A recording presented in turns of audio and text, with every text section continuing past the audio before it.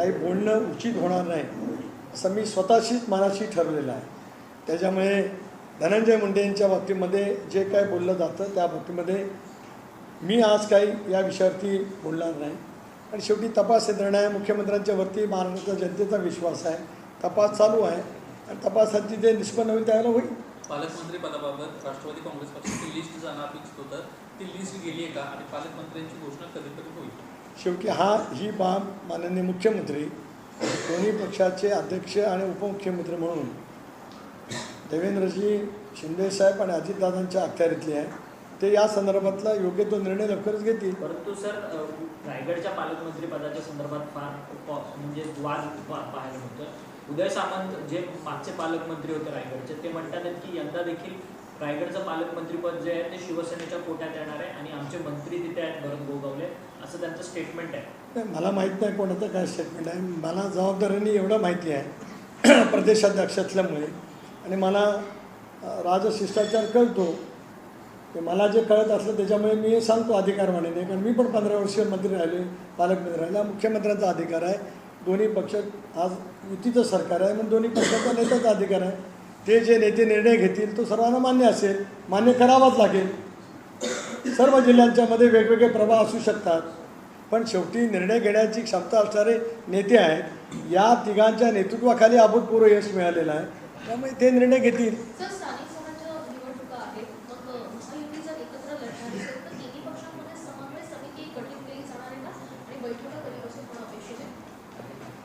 लोकसभेला झालेल्या चुका उणिवा आम्ही दूर करून विधानसभेला उत्तम समन्वय केलं. त्याच्यामुळे जागा वाटपात, उमेदवार घोषित करण्यात कुठेही विलंब झाला नाही. त्याची परिणिती अतिशय प्रचंड बहुमताने राज्यातल्या जनतेने आमच्या महायुतीवरती शिक्कामोर्तब केलं.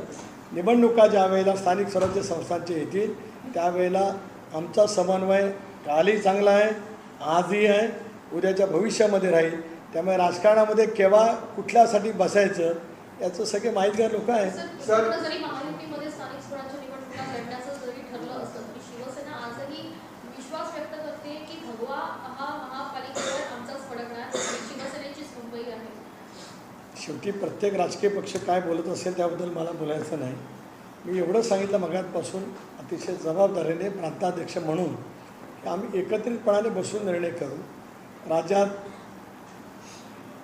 खूप वेगवेगळ्या महापालिका आहेत. मुंबई महापालिका आहे, पुणे आहे, पिंपरी चिंचवड आहे, काही क वर्ग महापालिका आहे, जिल्हा परिषद आहेत, पंचायत समिती आहे, त्याचबरोबर ती नगरपालिका आहे, नगरपंचायती आहे.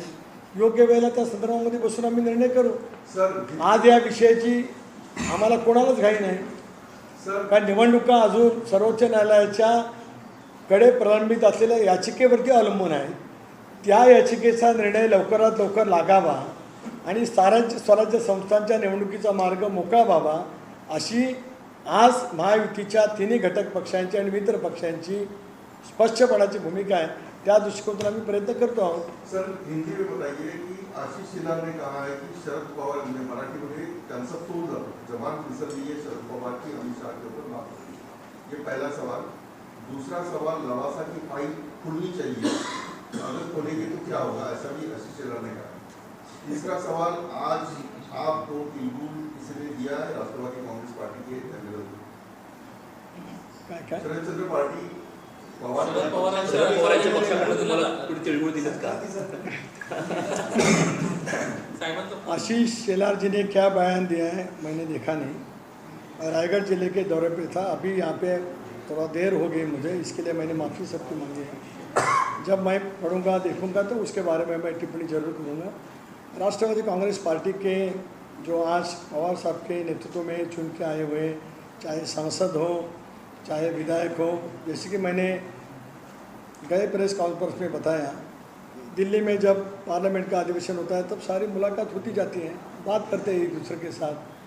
शुभेच्छा तो हर एक को है. नहीं तो आज मैं तो दूर पर था ना, इसके लिए कहीं ब्रेंच के बाहर भी था. किसी का फोन आया होगा तो मालूम नहीं, लेकिन जो कुछ रेंज में है तो है.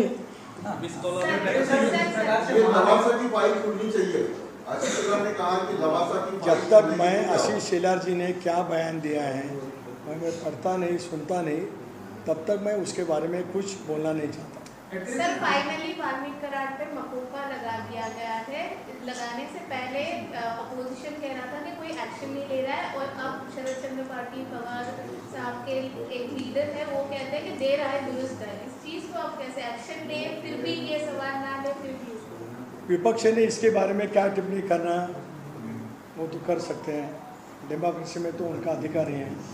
राष्ट्रवादी कांग्रेस पार्टी की अहम भूमिका है कि जो कुछ इसमें दोषी हैं उनके ऊपर सख्त कार्रवाई करनी चाहिए। सर लेकिन लगातार विपक्ष लगातार मांग कर रहा है कि नरेंद्र मोदी की स्थिति की मांग कर रहा है, उसको आप किस तरह से देख रहे हैं? मैंने बयान दिया था गए प्रेस कॉन्फ्रेंस में, आज दोबारा मैं वो बोलना चाहता हूँ।